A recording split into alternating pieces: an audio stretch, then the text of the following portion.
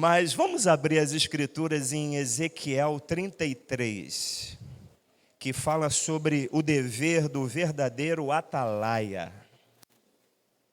Ezequiel 33 é fruto da nossa jornada bíblica dessa semana. Ezequiel 33, vamos começar do verso 10, o capítulo é grande, mas eu quero resumi-lo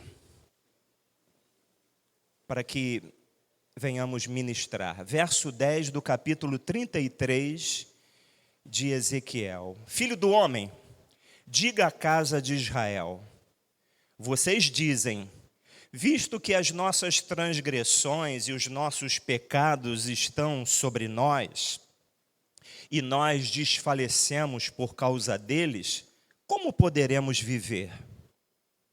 E diga-lhes: tão certo como eu vivo, diz o Senhor Deus, não tenho prazer da morte do ímpio, mas em que o ímpio se converta do seu mau caminho e viva. Convertam-se dos seus maus caminhos. Por que vocês haveriam de morrer, ó casa de Israel? No verso 17 agora diz assim: no entanto, os filhos do seu povo dizem, o caminho do Senhor não é reto, mas é o caminho deles que não é reto. Se o justo se desviar da sua justiça e fizer maldade, morrerá nela. E se o ímpio se converter da sua maldade e fizer o que é justo e reto por causa desses atos, viverá. No entanto, vocês dizem, o caminho do Senhor não é reto, mas eu os julgarei, cada um segundo os seus caminhos, ó casa de Israel. Então, esse capítulo 33 é um capítulo em que Deus, ele levanta o profeta Ezequiel como um grande atalaia, como uma grande trombeta, como um grande profeta, para aplumar o povo de Deus na presença dele. E esse capítulo, ele seria um porta-voz do Senhor para o povo de Israel. Então, Ezequiel teve que enfrentar a hostilidade, a rebeldia do povo de Deus, porque eles se desviavam do Senhor a todo momento. O povo até reconhecia que a mensagem que Ezequiel pregava vinha da parte de Deus, mas não estavam dispostos a viver aquilo que Ezequiel pregava. Então, esse capítulo, ele traz uma urgente advertência, pois o Senhor quer preparar um povo santo e consagrado a Ele, porque é essa igreja que Jesus está voltando para buscar. E nessa simples reflexão, voltada para dízimos e ofertas, a mensagem é: ainda há tempo. Ainda há tempo. Deus está dando um tempo para a igreja se arrepender.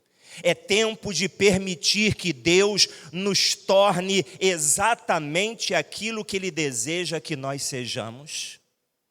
É tempo de sermos confrontados pelo Espírito Santo por causa dos nossos pecados, que nós ainda acariciamos e toleramos.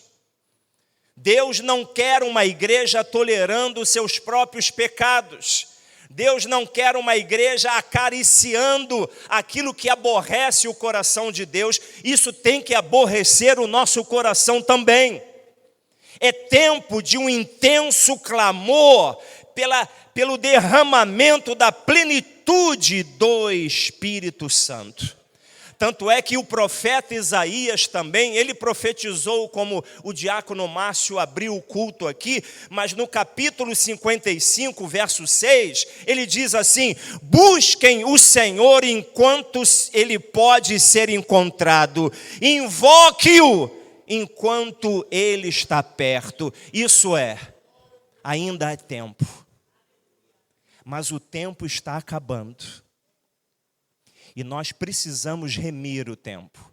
Então, como eu estava falando com o pastor Gonçalves e a sua esposa, a nossa expectativa é que Deus acenda novamente a chama missionária da nossa igreja, né?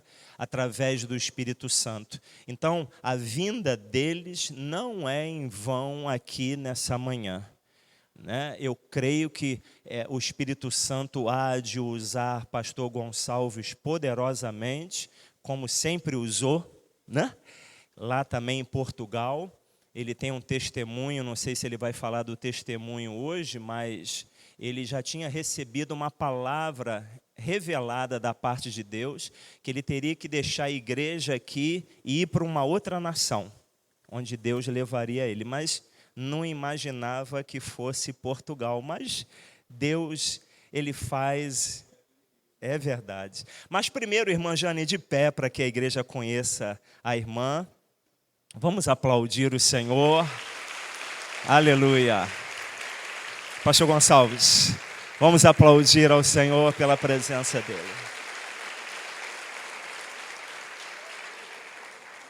Muito bem-vindo. Deus abençoe. Glória a Deus. Esse aqui ok. Esse é só seu? Hein? Não. Exclusivo? Não. Bonito, né? Bonito, né? Ó, aqui, ó. Diga. Comprei na Shopee. Que é isso? Brasil, não sabe o que é Shopee, não? Eu não. Eu agora sou internacional. Glória a Deus. Queridos irmãos, um bom dia a todos. Em nome de Jesus. É um prazer, uma alegria compartilhar com os estar, né, na casa do Senhor, ou seja, local de culto a Deus, de adoração. E certamente compartilhar da palavra de Deus. Senti assim, um peso muito grande de responsabilidade quando, ao conversar com o pastor Ronaldo, né, ele falou da expectativa gerada mediante a oração. E eu fiquei um pouco assustado, confesso, né, mas graças a Deus que quem opera é Deus. Quem faz é o Senhor, né? Então, espero ser uma bênção na vida dos irmãos. Um abraço a todos. Como o pastor Ronaldo disse, né? Deus tem seus propósitos, Deus faz, né? Tem seus planos, porque mesmo que pareça que este mundo está desgovernado, não está. Há um Deus que governa, e que tudo está a se cumprir conforme o seu propósito. Nada está aí a andar ou a ocorrer como segundo os homens. Mas Deus sabe todas as coisas, Deus com os seus propósitos. Hoje já vamos completar este ano 7 anos em Portugal. Nunca imaginei sair do meu país, nunca imaginei ir para outra nação. Não tinha planos para isto. Mas como o pastor Ronaldo disse, Deus começou a falar e até que ele não falou mais, até que ele tocou, foi trombeta mesmo, deixou sua voz muito clara, muito audível, foi alvo de 3 profecias fantásticas, 3 pastores profetizaram na minha vida, de uma forma assim, numa conversa, ao chegar, perguntas, e enfim, o último pastor disse que Deus ia me levar para muito longe. Aí eu brinco que muito longe para mim seria qualquer lugar no Brasil, né? O Brasil é muito grande, o Brasil não é um país, é um continente, né? Então poderia estar lá em Belém, por exemplo. Belém já dá a ideia de longitude, uma coisa muito longa. Falei, Deus, o Senhor exagerou. O Senhor foi muito longe, o Senhor colocou o oceano. Não é ir para Portugal, nem ou qualquer outra nação, nunca foi propósito. Eu não sinto esse chamado no sentido missionário, no sentido amplo da palavra. Não é? Mas assim aprove ao Senhor, e hoje estou lá, vou completar, como disse, 7 anos. Deus sabe todas as coisas. Há um versículo na Bíblia que a gente às vezes não acredita muito, porque não aprendemos a descansar. É o Salmo 37. Entrega o teu caminho ao pastor, não é isso? Confia nele. Teu caminho eu sei, os irmãos falaram já. O teu caminho é o Senhor. Confia nele, ele fará. Gente, a gente às vezes fala isto, mas esse versículo nos chama a descansar em Deus, entregar aquele desejo, entregar aquele sonho e descansar em Deus. E nós não aprendemos a descansar. São poucos que realmente conseguem aprender a descansar. Que o mais Ele fará. Um testemunho rapidamente, não é meu, mas vale a pena falar nesse versículo. Já vou ministrar já. Alguém vai almoçar hoje? Vai, né? Todos vão, né? Claro. Mas há muito tempo eu não era nem, eu não sei se eu já era diácono, já faz algum tempo, né? Dá para perceber. E veio uma irmã e falou comigo: pastor, ora por mim. Não, pastor, não. Irmão, ora por mim. Porque eu e o meu marido desejamos voltar para Minas. Estão mais no interior de Minas. Mas é muito difícil, porque lá não há condições assim para nós vivermos e tal. Meu marido ainda não é aposentado, etc. Foi mais ou menos isso a conversa dela. Eu disse: minha irmã, eu vou orar, mas olha, a senhora quer mesmo? Queremos. A senhora conhece esse versículo, qual eu já acabei de falar? Sim. Então, irmã, ora a Deus, coloque seus desejos e descansa, porque no tempo certo vai acontecer. O tempo passou. E um dia ela veio falar comigo, eu lembro até o culto, era um culto da tarde. Lá em Nova Iguaçu tinha um culto 3 da tarde, eu acho que ainda tem, um culto, essa reunião ainda existe.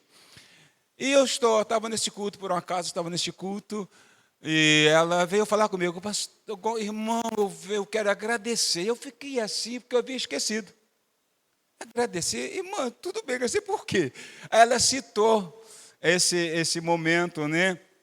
Olha, aquele dia assim, o irmão falou, veio uma paz no meu coração, eu descansei em Deus, e olha, abriu-se uma porta de trabalho muito bom para o meu marido, lá em Minas, né, na região de onde eram e gostariam de voltar, e tal dia assim já estaremos retornando a Minas. Aprenda a descansar em Deus. O nosso Deus é real. Ele não falha. Ele conhece cada um de nós. Nossos desejos, nossas vontades, nossos anseios, nossos fracassos, nossas lutas. E Ele realiza. Essa palavra, irmãos, é poderosa. Essa palavra é viva. Isso aqui não volta vazio, não, meus irmãos. O problema é que nós perdemos a noção da soberania divina e de aprender a descansar em Deus. Nós perdemos isso, a gente fica perdido, a gente fica agitado, e às vezes na nossa agitação a gente acaba se precipitando, fazendo coisas, aí Deus tem um trabalho terrível para arrumar as coisas. Já percebeu como nós damos trabalho a Deus? Deus fala: ai meu Deus. Ah não, Deus fala: ai meu Deus, né? A gente é igual aquela criança, na época de pipa. Eu soltei muita pipa. Soltou pipa? O papagaio, sei lá como é que fala aqui, tentou. Eu não vou nem perguntar aos homens aqui, porque a maioria não só soltou, como brigou muito por causa dela. Não é? Eu amava, eu gostava demais. E na Baixada Fluminense, lá em Nova Iguaçu, na época tinha muito mato, então tinha muito campo à vontade de soltar pipa. Não é? Então, às vezes, a linha embolava de tal maneira, estou falando da criança, e ela tenta desenrolar, e não consegue. O que ela faz? Ela leva para o pai. O pai tentar dar um jeito. Eu estou a citar isso para falar sobre as nossas atitudes. Às vezes a gente é como essa linha que embola. Aí o nosso pai tem um trabalhão para desenrolar um negócio. Mas Ele pode todas as coisas. Aprende a descansar. Você não serve a um Deus morto, mas a um Deus vivo. Essa palavra se cumpre, irmãos. Agora se cumpre dos dois lados. A gente só vê o lado bom, né? Só a bênção. Mas tem também o outro lado da semeadura. Mas confia em Deus. Confia. Deus ainda realiza sonhos, irmãos. Não como este evangelho pregado de segunda categoria. Se segunda ele é muito, acho que é terceira categoria. Não este evangelho de que só fala que Deus só quer te abençoar. E Ele quer e Ele vai. Mas eu estou a dizer que ela se cumpre. Ele ainda realiza sonhos. Ele ainda é o Senhor. Ele ainda governa este mundo e o universo e tudo. E o diabo continua debaixo dos seus pés. Ele é Deus, descansa. Mas faça igual aquele ditado, ainda não abri o texto não, tá? Enquanto descansa, carrega pedra. Você sabe o que é isso? Todos já ouvimos descansar, mas como é que pode isso? Esse ditado nasceu em Minas de Ouro, aquelas minas. Eu aprendi lá em Ouro Preto. Eu entrei numa mina para visitar, né? Deve ter ainda uns passeios pelas minas turísticos. Gente, se você tem fobia, não tente entrar. A gente parece que vai pelo tubo. O negócio apertadinho, eu quase morri até chegar lá. Mas quando chega no fundo, ela se expande, ela... Aí o guia começou a explicar. Não é? Aquele falso ouro, nem tudo que reluz é ouro. Ele explicou sobre as pedras. Tinham várias pedras nos cantinhos das paredes, muito bem empilhadas, muito bem arrumadinhas e tal. Aí perguntamos, por que essas pedras estão assim, tão arrumadinhas? Aí ele explicou que na época os trabalhadores, os escravos, sei lá, aquelas pedras eram colocadas enquanto eles descansavam do almoço. Eles estavam, né? Chegou a hora de descansar do almoço, então enquanto descansavam, aquelas pedras que eles iam esculpindo, arrancando das paredes, elas tinham que ajeitá-las. Então, eles botavam para servir de suporte. Então, enquanto você descansa, carrega a pedra. O que quer dizer? Enquanto você descansa em Deus, você continua a trabalhar para Deus. Honra ao Senhor, porque Deus vai te honrar. Quantas vezes nós queremos ser honrados, mas não honramos a Deus? Não é? Há deveres e compromissos. Deus é maravilhoso, ninguém perde com Deus. O melhor investimento é em Deus, é da sua vida. E Ele vai realizar o seu sonho. Eu queria ser papai, ser mamãe. Deus pode curar, Deus pode realizar. Se cumpre, meus irmãos. Entrega teu caminho. Agora, sirva ao Senhor em nome de Jesus. Tá bom? Vamos abrir no livro de 1 Reis 19. Eu quero ministrar essa palavra, mas eu creio que ela vai ser muito bem compreendida no final, quando eu estiver para terminar essa ministração.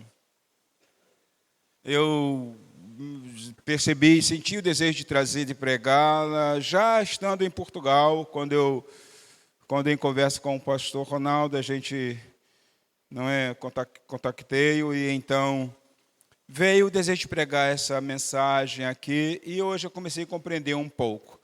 1 Reis 19, de 1 a 4, deixa eu encontrar aqui na Bíblia, que até pela manhã estava aqui, mas que ainda está. Está lá, diz assim, ó.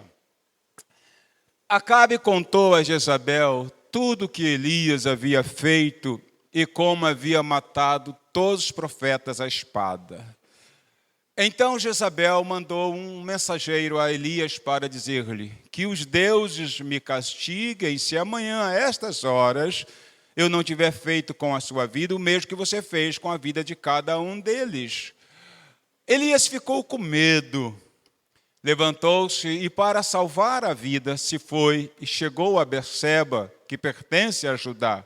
E ali deixou o seu moço. Mas só mais um versículo próximo. Ele mesmo, porém, foi para o deserto, caminhando um dia inteiro. Por fim, sentou-se debaixo de um zimbro, sentiu vontade de morrer e orou. Basta, Senhor, tira a minha vida, porque eu não sou melhor do que os meus pais. Oremos. Pai, em nome de Jesus, obrigado.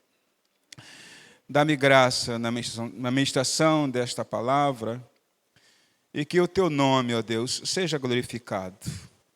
Que o Espírito Santo faça a obra, pois no Senhor nada é em vão e tudo está sob o teu controle, ó Deus. Dê graça a mim, mas dá graça à igreja, e cumpra teus propósitos no nome de Jesus.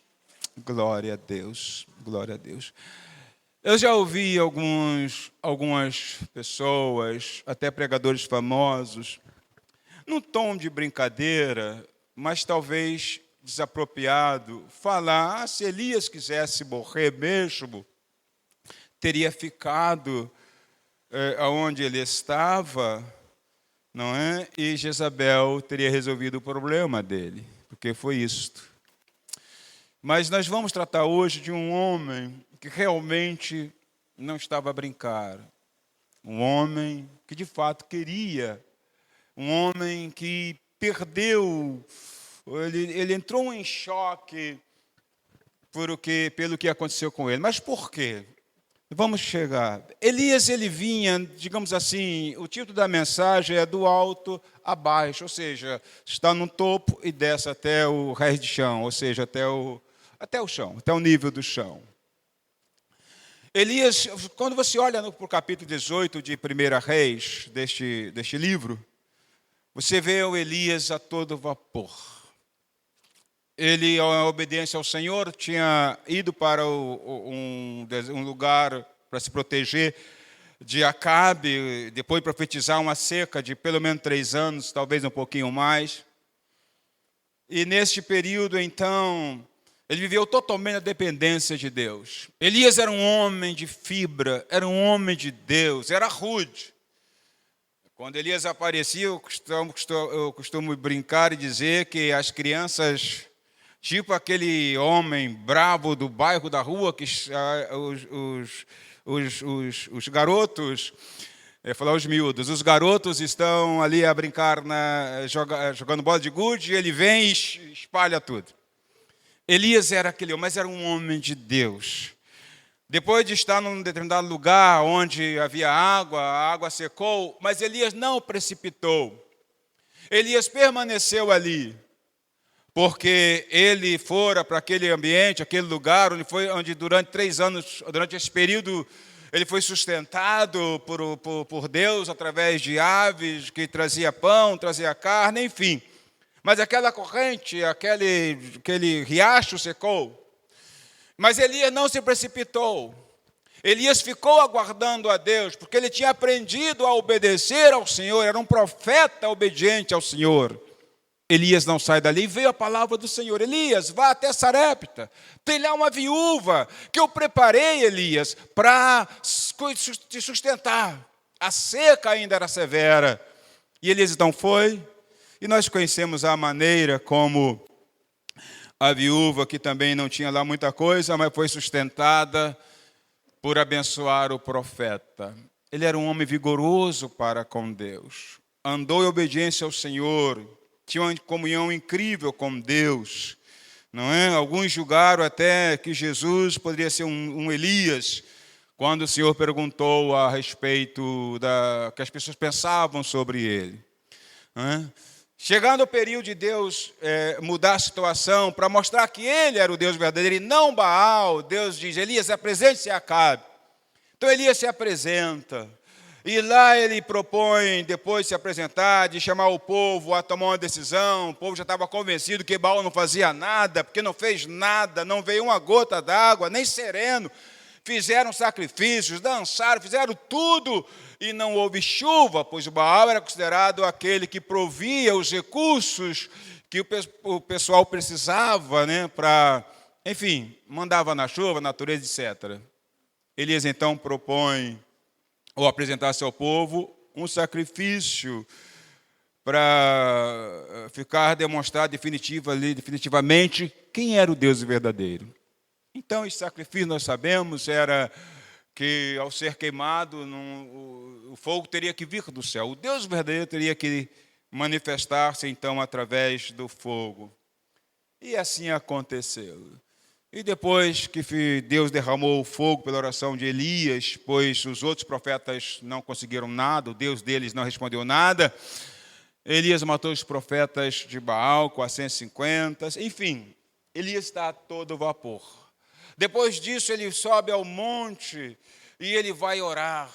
e ora, e na 7ª vez ao seu servo diz que há uma pequena nuvem no tamanho da mão de um homem. E Elias disse, então avise Acabe para vazar, senão ele vai tomar uma chuvada muito grande. Então Elias está no pico, no alto da montanha, no contexto espiritual da sua fé, da sua popularidade e de tudo mais. Fim dos acontecimentos, Acabe retorna e fala com Jezabel os feitos de Elias. Diz o versículo 1 do capítulo 19. Acabe contou a Jezabel tudo o que Elias havia feito e como havia matado os profetas de Baal, os profetas à espada. A reação de Jezabel foi essa. Então Jezabel mandou um mensageiro a Elias para dizer-lhe que os deuses me castiguem se a esta hora não tiver feito a Elias tudo o que ele fez, a mesma coisa, vamos dizer assim, com a vida de cada um dos profetas que eram sustentados pelo palácio. Quando Elias recebe esta notícia, ele desaba, ele corre, ele foge, ele vai para o deserto. Ele entra, ele cai, Deus sai do alto da montanha, espiritualmente falando, ele cai, e ele sai e vai para o deserto, ele foge, e lá ele entra numa depressão mesmo, ele fica deprimido. Mas por que isso aconteceu?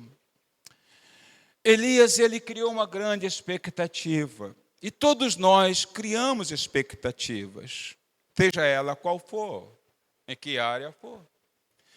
Por ele ter atingido o topo da montanha, no contexto do que estava acontecendo com ele, e naquele desafio todo, pelas respostas de Deus, ele achou que isso iria afetar Jezabel. Ninguém ousaria tocar em Elias. Ninguém ia ousar desafiar Elias. Quem seria o louco desafiar Elias? Ele pensou que seria inatingível e que Deus o protegeria. Mas isso não aconteceu à primeira vista.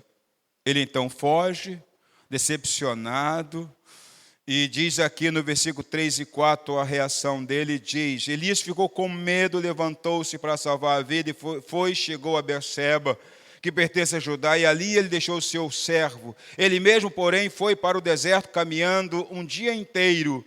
Por fim, sentou-se debaixo de um zimbro, sentiu vontade de morrer e orou. Basta, Senhor, tira a minha vida, que eu não sou melhor do que os meus pais.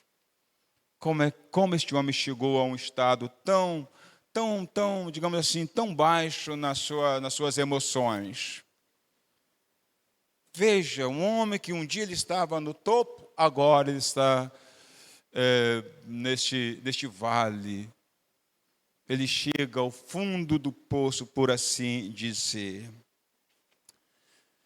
Este Elias, ele parece muito, isso está demonstrado a nossa natureza. Antes de nós criticarmos Elias, precisamos entender que ele também era humano, de carne e osso.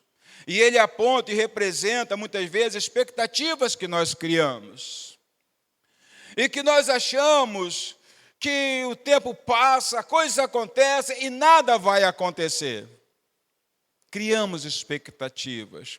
E quando elas, por alguma circunstância diversa, por algum motivo, algum problema, por algum despedimento, por algo dessa natureza, por uma notícia ruim, por um laudo médico, o nosso mundo muitas vezes desaba.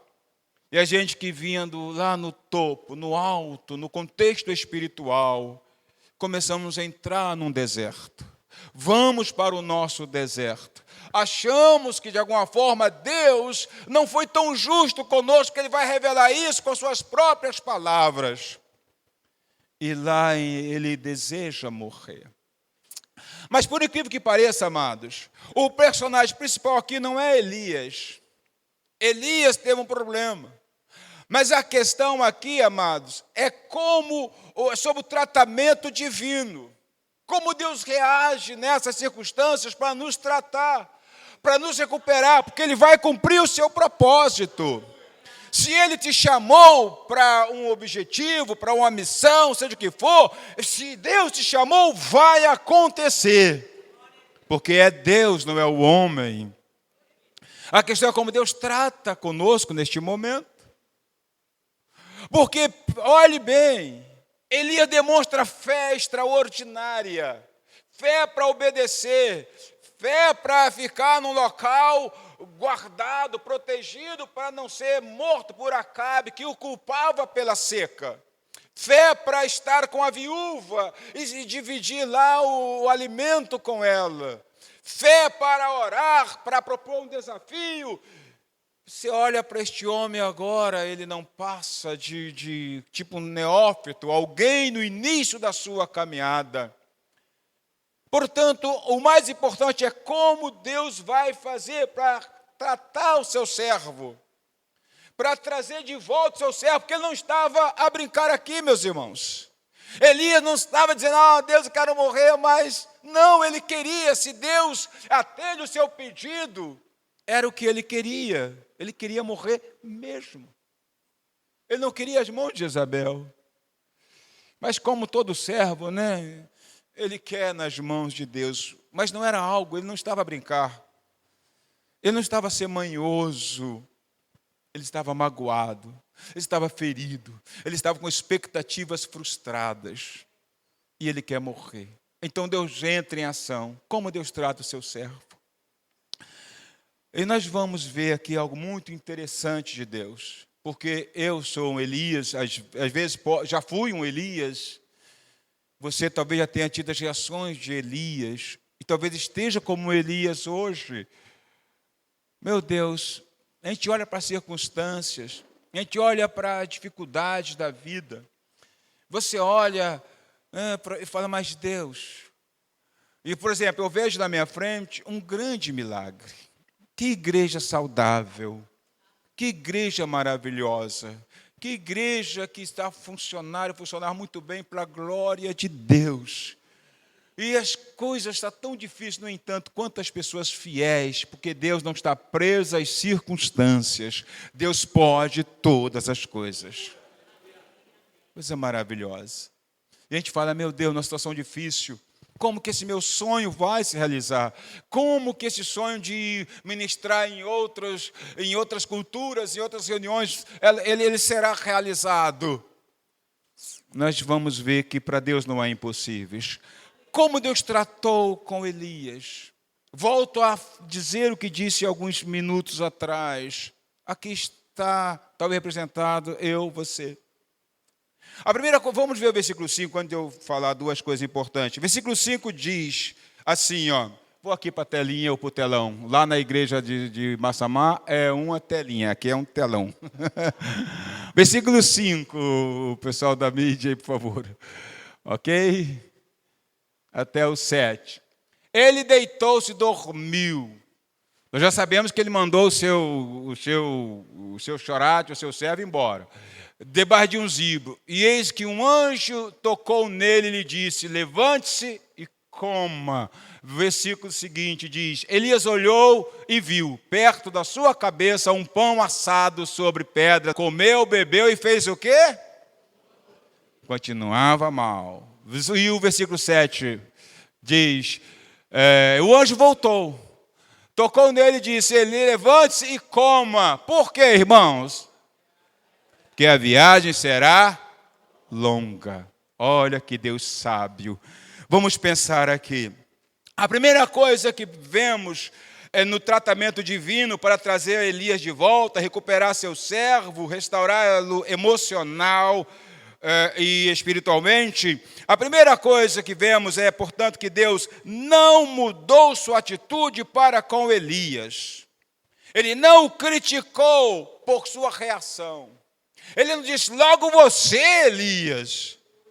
Você fez isso, você fez aquilo outro, você tem maturidade, você foi perante centenas de pessoas, você orou e o fogo do céu caiu e a chuva veio. Logo você, Elias, com 30 anos de igreja, não importa. Não esqueçamos, podemos ter 30, 40, 50, nós continuamos ser carne. Humanos, sujeitos a fraquezas, a depressão, a todas as vicissitudes próprias do ser humano, de um mundo cadente, um mundo que jaz no maligno. Nós podemos fraquecer. Deus não critica Elias. Deus começa a cuidar de Elias. Ele não diz, logo você, o pastor, você prega aí para mais de 1000 pessoas, somados os cultos. E agora está assim, está fraco. Irmãos, é humano. Deus entendia que seu servo estava a passar por uma situação séria. Deus nos entende, irmãos. Você trabalha com Deus que te compreende, você serve a um Deus que te compreende. Um Deus que se fez carne, que habitou entre nós para nos compreender. Certamente não precisava, mas Ele quis, não para estudar sobre nós. Ele conhece-nos nos conhece antes de existirmos como pessoas, mas Ele quis viver entre nós. Ele te compreende. A queda não quer dizer que não seja um bom cristão. Um cristão em passar uma fase de deprimido, uma fase para baixo, quer dizer que seja um mau cristão, não quer dizer que não seja uma pessoa de oração, não quer dizer que ele não seja um instrumento na mão de Deus. O que acontece é que ele está a viver a sua humanidade por alguma coisa que o está a afetar seriamente. Você trata com Deus ou serve um Deus amoroso, te trata como filho e filha amados. Esse é Deus. Ele não põe o dedo em Elias. Ele diz, você, Elias. Não. Ele entende. Ele procura cuidar da sua necessidade. Segunda coisa que aprendemos nesses versículos é que ele não impede, também não impediu Elias de viver este momento de crise. Você já percebeu isso? Às vezes você entra em uma crise, entra em uma situação difícil, por alguma frustração, por alguma coisa ou outra. Enfim, há tantas coisas neste mundo que podem nos levar a uma derrocada nesse contexto aqui. Ele deixa Elias viver a sua crise. Percebe no versículo 7 que ele diz, Elias, o anjo volta e diz, Elias, coma. Coma porque a tua caminhada a jornada vai ser longa. Mas para onde? E Deus conhecia o coração de Elias. Ele sabia que Elias queria ir para Horebe, para a montanha, o monte Horebe. Ele queria encontrar Deus lá. Ele queria, de certa forma, ter um encontro, alguma coisa com Deus. Deus sabia. E Deus poderia dizer, Elias, você não precisa andar esse deserto todo, caminhar tudo isto, dias e noites. O texto vai mostrar que foram 40 dias e 40 noites. Eu estou aqui, Elias, mas na nossa fase difícil, muitas vezes nós queremos encontrar Deus em algum lugar, porque parece que Deus evaporou, saiu da nossa vida.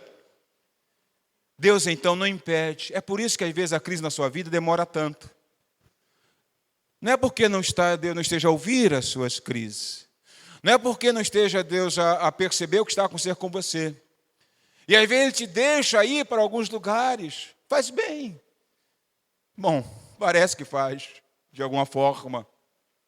Ele não impede. Aí você diz, Deus não está me ouvindo. Não, querido. Se você é um servo, teu coração é sincero, Deus te ouve. Ele está a cuidar de você. Ele está cuidando de você. Você não percebe. É difícil. É difícil. Mas Deus está a cuidar de você. E Deus está trabalhando para cumprir os seus propósitos na sua vida. E Ele vai cumprir. Ele vai cumprir. Eu costumo contar uma experiência comigo, que foi para mim, foi aquela arte que a gente faz, deveria fazer. mas que ela se transforma numa bênção. Para mim, foi um pecado que eu mais gostei. Calma, antes eu vou explicar. Não é o que pensaram, não, calma. Se alguns podem ter pensado. Eu passei uma fase, irmãos, tão difícil, mas tão difícil na caminhada com Deus. Irmãos, era muito difícil. Deus realmente, a impressão é que tinha sumido da minha vida. Eu estava aqui no Ocidente, Deus no Oriente, não dava para encontrar. Muito difícil. Eu trabalhava no jornal O Dia. Na época, eu espremia, saía sangue, aquele negócio todo. Diziam, né? Era o título. É isso aí. Trabalhava na sede lá, acho que era na Riachuelo, acho que era isso. Lá no Rio, perto dos bombeiros, por ali assim. É isso? Obrigado.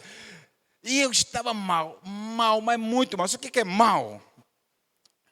Era, para mim, as coisas de Deus eram coisas de gelo, eram vazias. E um dia eu trabalhava, não sei se era quarto ou quinto andar, eu acho que era o quinto andar.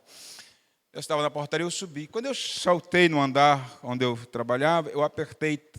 Olha só o que eu fiz, eu apertei todos os andares do elevador. Viu? Não era aquele pecadão, não, tá? Apertei todos os andares do elevador. E aí, pastor? Não é bom fazer isso. A questão é que quando eu fiz isso, o Espírito Santo, com a mulher grávida que sente a criança a mexer em seu útero, o Espírito Santo me repreendeu. Que maravilha, irmãos, para quem estava há meses sem sentir nada de Deus. Eu falei, o Deus falou comigo, Deus falou comigo, Deus falou comigo. Eu fiquei tão alegre por esta arte. É claro que eu cheguei do meu jeito, Senhor, me perdoa. Mas eu fiquei alegre porque Ele se moveu. Aquilo para mim foi tudo que eu precisava. Claro que eu não fiz outra vez, né, para não se ouvir novamente.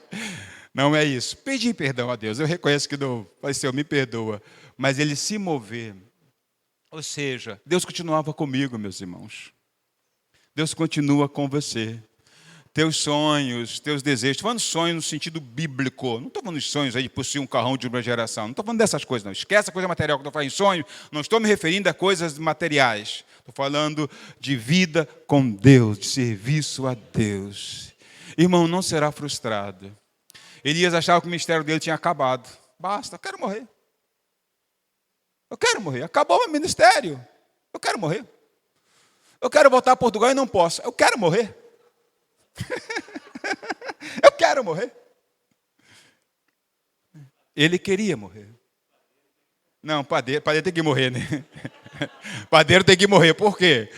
No sonho de José, quem foi salvo, na interpretação, quem voltou ao seu posto foi o copeiro. E o padeiro? O padeiro tem que morrer. Fizeram uma forquinha bem bonita para o padeiro. Botaram até um colarzinho bonito, né? Enfeitaram ali aquele negócio, né? O padeiro tem que morrer.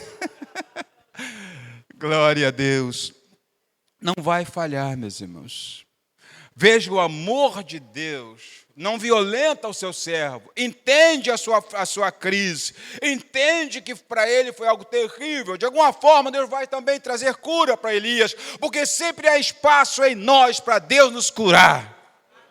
Sempre, nunca chegamos à perfeição. Obviamente não vamos chegar neste mundo, não você vai pensar que estou falando heresia, não é se achar que vamos, não vamos. Mas sempre há espaço em mim. Quando eu penso que eu estou 100%, Deus fala, está nada, rapaz, você está no começo ainda. Aí vem uma situação para Deus melhorar, trabalhar no meu coração.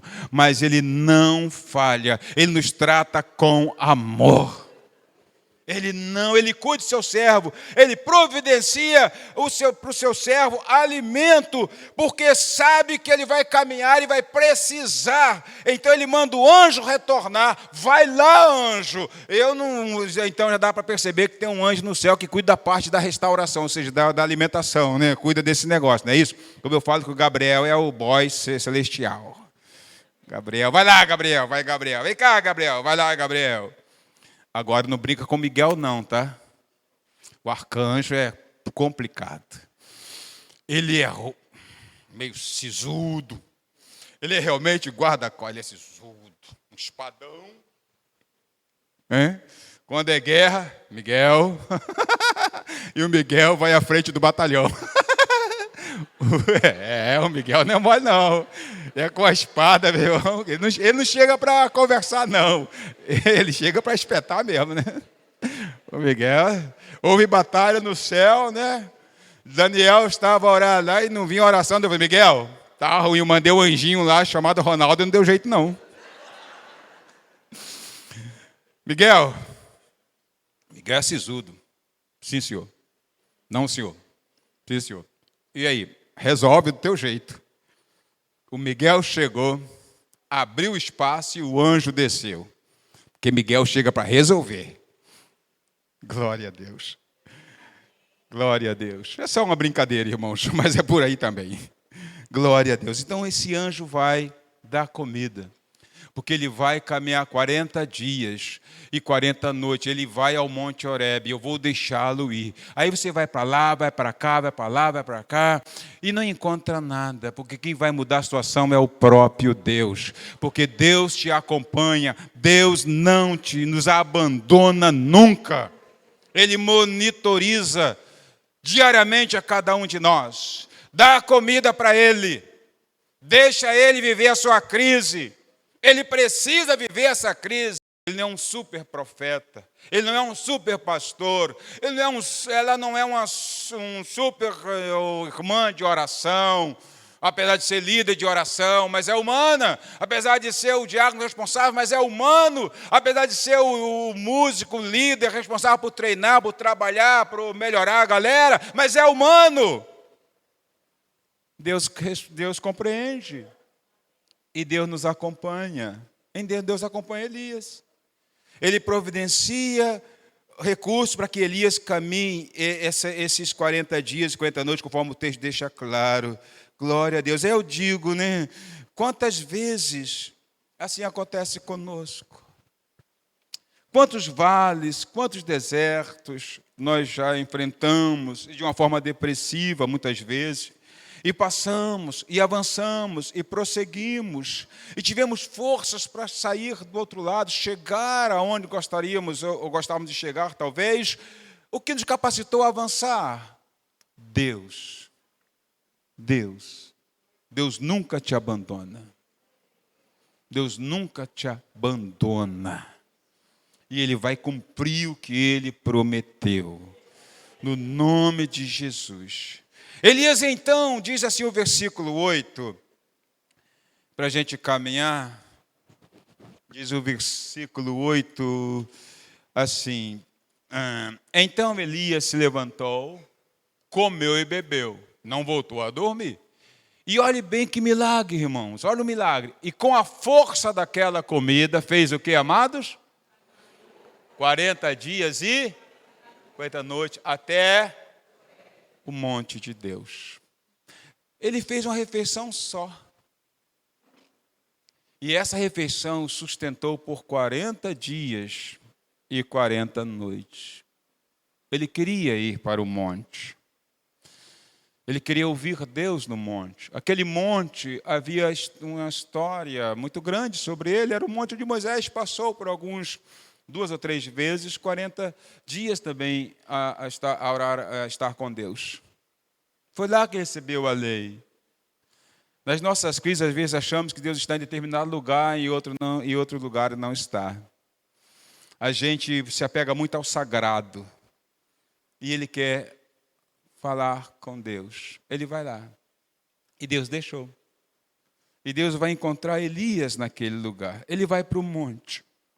Quando chega no monte, Deus se manifesta e começa a trabalhar com Elias para trazê-lo de volta. Quando chega no monte, no versículo 9, Deus faz uma pergunta a Elias. 9, né? O versículo 10, se eu não me engano aqui, é o 10, onde ele vai dizer, deixa eu olhar aqui, o 9 vai na parte B, né? Eu não li todo. Ele pergunta, o que você está fazendo aqui, Elias? Está fazendo aqui, Elias? O que você faz aqui? É a pergunta de Deus para Elias. Se Deus pergunta, Elias, o que você está fazendo aqui? O que quer dizer? Que Elias não deveria estar ali. Elias nem deveria ter saído, ter fugido, deveria ter confiado em Deus. Mas volto a falar, é a humanidade da pessoa, é o ser humano ali em crise. O que você faz aqui, Elias? Me diga, conte-me, o que você faz aqui? Elias, então, ele começa a abrir o coração. Por quê? Porque a maioria das curas, da restauração, vem por falar. Às vezes a gente tem pessoas que pagam para ser ouvido.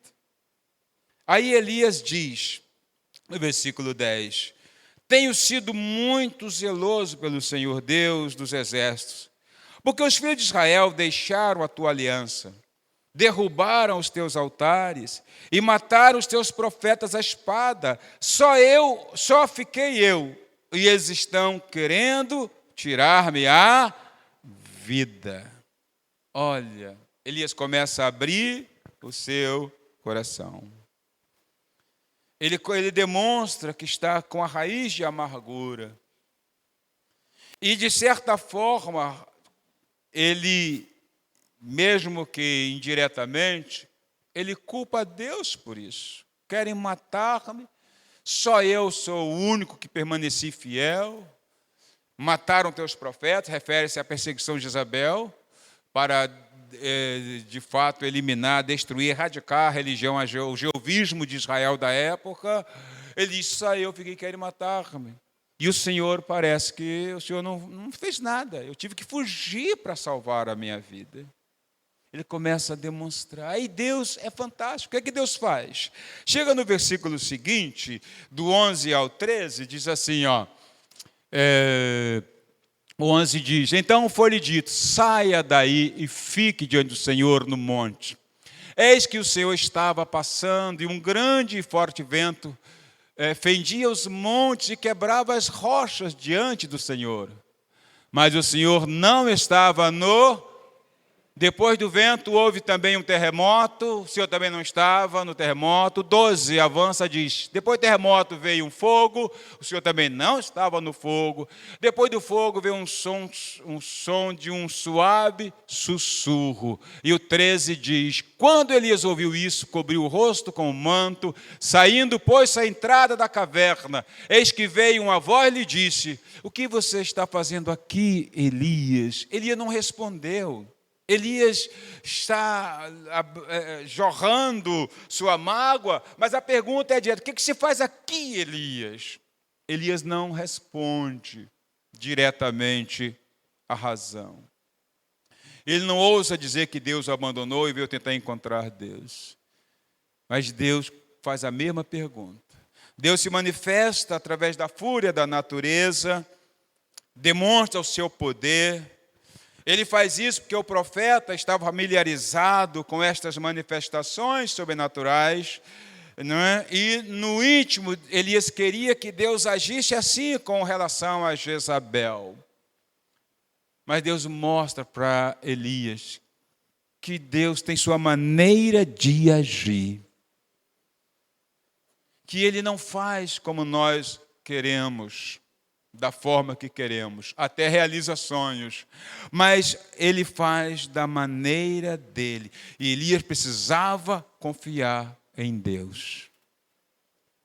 É da maneira de Deus, meus irmãos. A tua vida está nas mãos de Deus. Teus sonhos, volta a refletir isso no sentido do serviço ao Senhor. Tudo está nas mãos desse Deus, que tudo faz como lhe apraz. E a sua obra vai avançar. E Ele não vai usar outras pessoas, a não ser aquele que Ele criou, a sua imagem e semelhança, que somos nós. Era necessário que eu fosse para Portugal? Era. Do ponto de vista eu fui, porque era. Não por ser o cara, a linguagem nossa, mas por causa do propósito de Deus. E Deus fez assim. Deus espalha, Deus manda para cá, Deus manda para lá. Ele é Deus. Então eu fui porque Deus sabia que precisava ir. Não foi para fugir de nada. Não foi para fugir de uma crise, até porque na época de 2018 não vivíamos essa crise avassaladora, que de pouco tempo tem de fato, sido muito difícil para o país. Mas Deus sabia que havia uma necessidade, porque a obra é de Deus. Nos 4 cantos deste mundo, é Deus quem governa, é Deus quem envia, é Deus quem levanta. E muitas vezes Deus prepara logo, Deus prepara antes. Deixa eu dizer uma coisa para você, mais um exemplo meu. Nessa crise onde eu fiz aquela traquinagem, uma vez eu estava noivo da Jane, né? E ela orou muito para ver se era de Deus mesmo, porque eu era um camarada difícil. E Deus, graças a Deus, confirmou, ainda usou a mãe. Se usou a sogra, por sinal eu cuido da sogra hoje. Glória a Deus, está conosco lá, tem um probleminha de Alzheimer, e a gente tem cuidado. E hoje, nessa época de crise, eu estudava muito, eu sempre gostei de ler muito. Eu frequentei pouco seminário, não consegui, fora da denominação, não consegui. Eu não fui persistente, perseverante para chegar ao final. Mas eu estudava muito, eu ainda tenho muitos livros. Eu pegava livros sobre a Bíblia e livro por livro, eu lia, estudava o livro do lado, a Bíblia do outro, estudando. Sempre fui estudar muito. Eu estudo um pouco menos, meu tempo não me permite tanto assim, mas ainda gosto muito. Estudava muito. E um dia saindo, lembro como hoje, ao sair da casa dela, eu pegava o ônibus logo em frente para ir para o trabalho, no jornal O Dia, trabalhava à noite, um período jogaram para a noite. E um dia eu falei assim, eu não sei por que eu estudo tanto. Isso não está me servindo para nada. Foi assim que eu falei, irmãos, para que eu falei isso? Mais uma vez, cuidado com o Espírito Santo, tá? Falou sério, eu senti aquela cobrança tão terrível. A primeira coisa que eu fiz, ao chegar no trabalho, foi ir para um local reservado, dobrei o joelho e pedi perdão ao Senhor. Eu não era pastor, eu era diácono, já era diácono aí em Nova Iguaçu, e Deus estava me preparando. O que você fez, o que você faz, não vai ser perdido. Muitas vezes Deus já começou a te preparar para algo que você nem imagina. Ou se imagina, é muito maior do que você imagina. Amém, irmãos? Aprenda a valorizar. E dito e feito, quando Deus me chamou para o ministério, para o pastorado, tudo aquilo que eu havia investido foi a ferramenta que eu precisava. Porque a nossa ferramenta, meus irmãos, seja aqui, seja no campo missionário, seja onde for, é essa aqui, ó. É esta palavra que o diabo teme. E o exemplo vem do alto. Jesus o derrotou no deserto, na tentação do deserto dos 40 dias, somente usando a palavra. Toda a réplica de Jesus era na palavra. Nada é em vão, meus irmãos. Deus cumpre seus propósitos.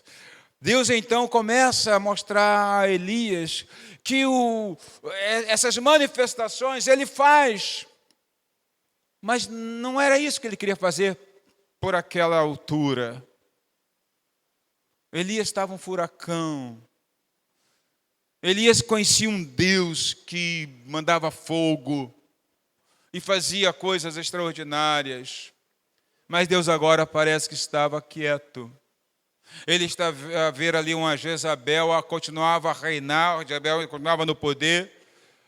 Não era ela a rainha, sim, o poder era o Acabe, mas quem mandava ela era. Acabe era um frouxo. Era Jezabel quem governava, ainda que quem estava no trono fosse Acabe, mas por trás quem governava era Jezabel. Continuava seu reinado de terror. Continuava. E Elias queria que Deus mandasse fogo sobre ela. Iria acontecer, mas não no tempo de Elias. Deus traz uma brisa suave. Ele mostra que Ele é um Deus manso, amoroso, fiel, mas tem tudo em suas mãos. O controle de todas as coisas. Elias sai, pergunta a Deus novamente. Aí Deus pergunta a Elias novamente: o que você faz aí, Elias? E Elias responde com o seu chororô. Novamente ele diz: eu tenho sido zeloso pelo Senhor. Deus não quer ouvir isso. Deus não quer saber. Porque a Bíblia diz que mesmo o que nós fazemos, ainda se fazemos o melhor, ainda somos inúteis. Deus acaba com a gente, né? Ainda somos inúteis. Não é isso que eu queria ouvir. E Elias, eu tenho sido zeloso, que fizeram isso, fizeram aquilo outro, eu continuo fiel, sou o único fiel. E Deus está quieto. Aí vem o processo de restauração final de Elias. E como Deus faz? Deus não disse, está bem, Elias. Já mandei um anjo lá mandar fogo sobre o palácio. Acabar com tudo ali. Nós gostaríamos muitas vezes que se assim fosse. Não. Olha como Deus restaura Elias. No versículo 14 diante, vamos para botar. Ele respondeu, vamos para o 15. Ele diz, então o Senhor disse a Elias, vá, volte ao seu caminho para o deserto de Damasco. Primeira coisa, volta para o lugar de onde você fugiu. Senhor, mas Jezabel continua lá. Ele não disse isso, mas ela continuava. Volte. Jezabel não era um problema de Elias. Jezabel era um problema de Deus. Mas a situação está tão difícil, eu não vou fazer isso, não vou fazer aquilo outro, não volto, não quero, porque, Senhor, Tu sabes, mal dá para respirar, mas você está respirando. Deus não vai resolver da nossa maneira, da maneira dele, volte ao caminho. Alguns precisam voltar na sua fé, voltar na confiança a Deus, voltar a assumir o seu papel. Porque Elias botou um ponto final, mas o ponto final quem coloca é Deus. Talvez você tenha colocado um ponto final, achando que as circunstâncias, Deus te esqueceu, não valeu de nada, tudo que fez, que orou, que escutou. O ponto final pertence a Deus. Só Ele tem um ponto final. Volta ao seu caminho. Volta, Elias. Continuando a leitura para eu poder encerrar. Diz assim, volte ao caminho para o deserto de Damasco. Chegando lá, unja Azael como rei da Síria. Continuando. Unja também Jeú, filho de Nissi, como rei de Israel. E Eliseu, filho de Safate, de Abel-Meloá, como profeta em seu lugar. E o outro, esse próximo, diz, quem escapar à espada de Azael, Jeú matará. Quem escapar à espada de Jeú, Eliseu matará. E o 18, Deus diz, Elias, deixa eu te dizer outra coisa. Também conservei em Israel 7.000. Todos os que não se dobraram a Baal, e toda a boca que não o beijou. Elias, você não é o único. Eu tenho mais 7.000. Elias, ponha-se no seu lugar. Você está a tratar com Deus. Não é com criança. Não é com o pastor. Não é Ele que decide sobre a tua vida. É Deus. Elias, para de ser bobo. Elias foi restaurado. Você quer ver a sua vida ganhar um colorido diferente? Volta para o caminho. Se eu não afastei da igreja. Não, fisicamente você pode estar, e de coração. E aquelas visitas que você fazia. E aquele dízimo que ajuda o pastor a pagar o ar-condicionado. Quando eu vier na outra vez, daqui a uns 10 anos, vai ter muito mais ar-condicionado. Volta, meus irmãos. O crente pode ficar deprimido? Pode. Em alguma área ele pode buscar uma ajuda de um profissional? Pode. Estou dizendo que não. Somos humanos, eles existem também para ajudar de alguma forma. Mas a maioria, o problema é que afastou-os do caminho, decepcionado. Eu servi tanto a Deus e agora alguém diz que vai acabar comigo e Deus não faz nada. Volta, meus irmãos. Tem trabalho ainda para você, Elias. Não acabou, Elias. Vá. E sabe o que vai acontecer? O Jeú é que vai acabar com Jezabel. O Jeú é que vai jogá-la da janela. O capitão Jeú, que vai jogar Isabel na janela, porque o dia dela vai chegar. Mas Deus continuaria a cuidar do seu servo. Continua a servir a Deus. Deus continuará a cuidar de você. E os seus propósitos não falharão. No nome de Jesus, volte ao seu caminho. Eu quero ser missionário, vou estudar para a missão, mas vou ser missionário primeiro na minha igreja, na minha casa. Aí depois eu vou ser instrumento em outro lugar. Que os propósitos de Deus não mudam. Amém? Eu queria pregar mais, irmão, mas já minha mulher mandou parar. Vamos colocar de pé, irmãos. Não, eu vi. Ela bateu no relógio, foi para o acidente, não. Glória a Deus. Posso orar, pastor? Posso? Então, eu quero orar. Eu quero orar, irmãos. Não sei se você está nesse contexto. Se a gente vacilar, irmãos, abrindo um pouco o leque, as circunstâncias que nos cercam nos deixam deprimidos também. Mas levante a cabeça. Vamos orar. Eu quero orar. Você que tem seus sonhos no sentido do serviço a Deus. Você que estudou e continuou a estudar. Você que gastou um bom tempo da sua vida a preparar-se e talvez hoje você fala, meu Deus, mas eu estou aqui. Saiba, meus irmãos, seja fiel nas pequenas coisas, meus irmãos. São nas pequenas coisas que Deus nos leva para as grandes. Confia em Deus.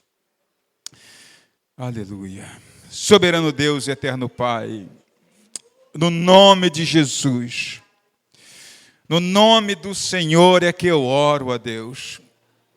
Em nome do Senhor é que eu ministrei esta palavra, não porque eu a tenha escolhido, mas porque o Senhor quis e está a falar conosco, com a tua igreja, Senhor. O Senhor conhece cada coração, cada vida. O Senhor sabe que nós somos pó e cinza. O Senhor sabe que por maior maturidade que possamos ter no contexto espiritual, Senhor, ainda assim não passamos de uma criança. Ainda assim, Senhor, podemos entrar em nossas montanhas, enfrentar nossos desertos, podemos nos ver deprimidos, podemos, Senhor, tentar abandonar tudo aquilo porque achamos que não vale a pena, ó Deus. Mas nesta manhã, Senhor, se houver pessoas assim, eu quero te pedir em nome de Jesus, traz um renovo nesta manhã. Assim como foi falado, lido e profetizado na abertura do culto, nos louvores, em nome de Jesus, toca em corações, ó Deus, que por alguma razão pode não estar aí, procurar uma montanha qualquer para isolar-se, Senhor. No entanto, em seu coração tem perdido a expectativa, Senhor, de uma vida melhor, de um serviço mais profundo na tua presença, ou de um chamado que já percebeu. Não sei o que exatamente possa ser, eu só sei que o Senhor pode nesta manhã, Senhor, trazer de volta, Senhor, e fortalecer a confiança, a fé, renovar, ó Deus, cada coração, cada pessoa. Senhor, se houver pessoas a olhar demais para as circunstâncias, Pai, em nome de Jesus, o Senhor tem poder para suprir cada uma das nossas necessidades. Ó Deus, e esta igreja já se percebe claramente que tem um chamado de missão, ó Deus. Um chamado para enviar, para sustentar. Um chamado, ó Deus, e esta é a razão porque tens colocado tanta gente boa dentro deste dom, desta capacidade, junto a esta igreja, Senhor. Portanto, ó Deus, em nome de Jesus, Tu és poderoso para suprir cada necessidade. Tu és poderoso para restaurar os sonhos, para restaurar a saúde emocional, para restaurar a saúde espiritual. Tu és poderoso para levar pessoas a voltar para o caminho, a parar de olhar para si mesmo, mas se colocar diante de Ti e cumprir os Teus propósitos, porque Elias pensava que tinha chegado o seu fim. O próprio Elias botou um ponto final no seu ministério, mas o Senhor não havia colocado ponto final no ministério profético profético de Elias. O Senhor, tem muitas pessoas achando que o seu estudo foi em vão, que a sua dedicação foi vã. Senhor, que já colocou um ponto final, mas Senhor, o ponto final quem coloca é o Senhor. Então nesta manhã, que este ponto final seja apagado, seja rasurado, essa folha seja rasgada, e o Senhor venha renovar, o Senhor venha fortalecer, o Senhor venha tirar desse abatimento, o Senhor venha tirar dessa caverna o seu sentimento depressivo, em nome de Jesus. Em nome de Jesus, renova a fé, renova a confiança, renova o chamado, renova a expectativa, e acima de tudo dá um coração, Senhor, firme para aguardar em serviço, como Paulo, Silas, Barnabé, homens que tinham capacidade. Paulo nem se fala, mas aguardaram a ordem do Espírito Santo.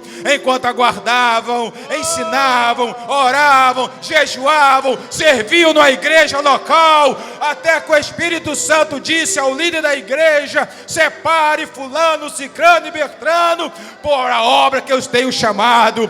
Deus não esqueceu de você.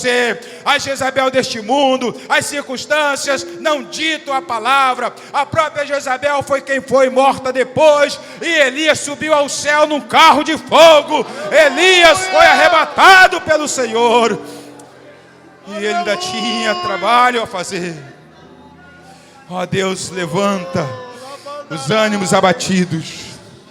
Levanta, Senhor, e remove as barreiras. Aquele que talvez tenha dito: ah, meu Deus, está tudo arquivado. Não está arquivado. Deus está te preparando para coisas maiores. Deus está te preparando para cumprir o propósito.